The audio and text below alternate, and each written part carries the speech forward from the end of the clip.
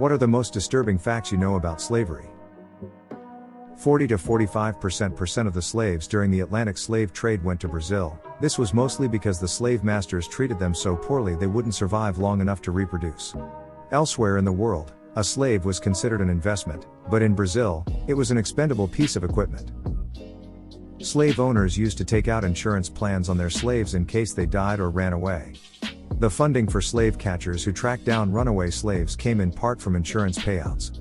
The only company still around that I know of that sold slave insurance was New York Life or whatever their name is.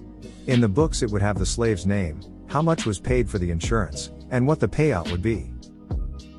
The thing that always sticks in my mind is the people that they made process sugar in the Caribbean. Apparently when the sugarcane slurry would get heated up it would give them incredibly painful third-degree burns if it got on their skin, and it would stick to them and be impossible to get off.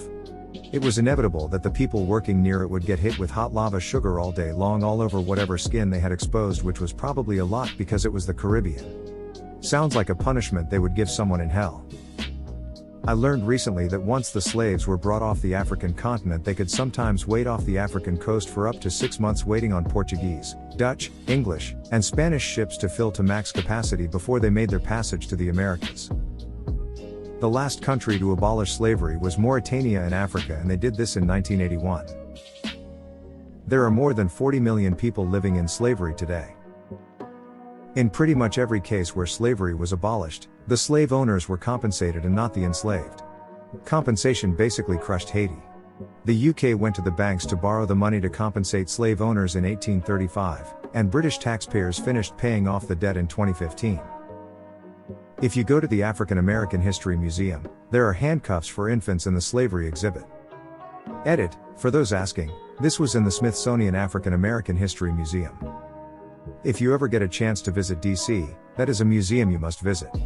The full exhibit on slavery and how they have designed that entire floor is incredible. That a major invention of modern gynecology, the speculum, was invented by forcing enslaved women into experimentation. J. Marion Sims is still considered the father of modern gynecology, and he used enslaved women in much of his experimentation. The prevailing thought was that the enslaved women didn't feel pain or had deadened nerve endings, or the white dudes just didn't care, which is probably more likely. The horrendous surgeries and experiments done on these women was beyond awful. There was a family here who the father and mother were both doctors. They came to an event with their kids and a woman they referred to as an aunt. Only aunt basically had her head bowed the whole time and would not eat or do anything the parents didn't tell her to do. They talked down to her. I'd bet she was their house slave. Then we have the case of a family from the Philippines who had a slave. Read My Family's Slave. Interesting article how the kids tried to shame their parents and eventually freed her.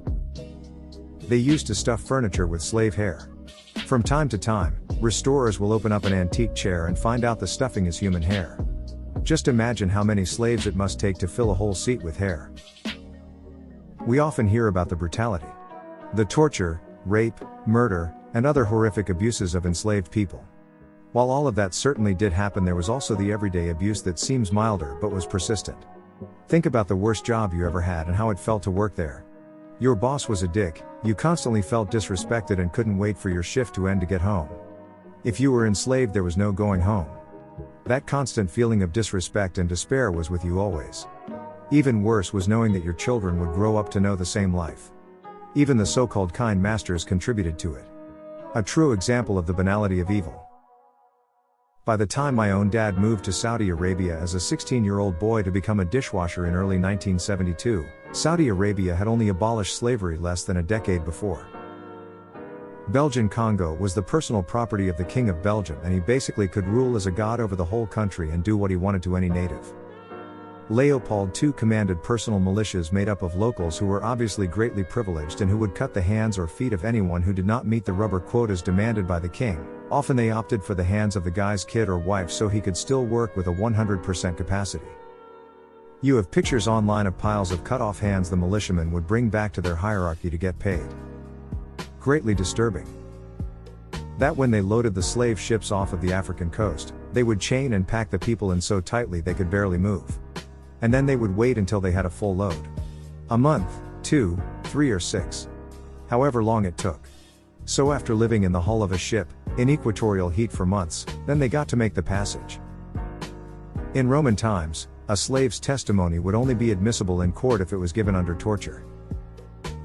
Caribbean dialects are much more difficult to understand than African American dialects due to slavery, at least in English. Working conditions in the Caribbean were far more fatal, meaning that a constant stream of new slaves were required, which disrupted the development of their English. In contrast, African Americans were able to reproduce, in many cases forced to, and the development of their children's English was far more fluid. Source: My ex studied linguistics. The Arabs would castrate their black slaves. You don't really hear about the Arab slave trade, because the slaves didn't have descendants. When slavery ended in Argentina, all the former slaves were kicked out. That was a huge portion of the population. Throughout the Americas, but as far as I know especially the American southern states, young men were encouraged to buy a woman and impregnate her, often raping her, as a sound financial investment because the offspring, his own children, would be slaves, so he's grown his property. Let me say that again, these men enslaved their own sons and daughters. This was so endemic that black Americans are genetically distinct from black Africans, with estimates that something like 25 to 30% of an average black American's genetics are attributable to European heritage, in particular through the Y chromosome inherited from their European great-great-great-grandfather who enslaved and had children with their black great-great-great-grandmother. This was so endemic that it would produce white-presenting children into the slave system after a generation. The interracial children often married amongst themselves, and their children would appear white as often as black, genetics being a mashup and both having had white fathers and black mothers, but those white-presenting children were still slaves because they were the offspring of slaves. Some abolitionist papers would publish pictures of these white children in slavery and say, "Is this what you want?" Which, arguing slavery is bad because it also happens to people who look white is, suffice it to say, not a good argument, but it did at least open some eyes to what was happening in the South. I think a lot of Americans who read about slavery from a history book think of it in very sanitized terms. They imagine it as like some people were forced to live in shitty homes and had to work jobs they didn't choose. The horrifying details which made chattel slavery work are lost. Those people don't grok the mechanics that sustained the system, like how many were publicly murdered so that the survivors were too terrified to flee those shitty homes, or that it was so depraved that men were buying women like they were horses with the intent to rape them and enslave their own children. William Ellison, a very intelligent African American slave, worked for his master in SC at a cotton gin. I say worked for his master because, while he was a slave, he was able to make some profit. Even though his master took the majority of his profits. He finally makes enough to buy his freedom. First thing he does while free, buys land in SC and starts a cotton gin.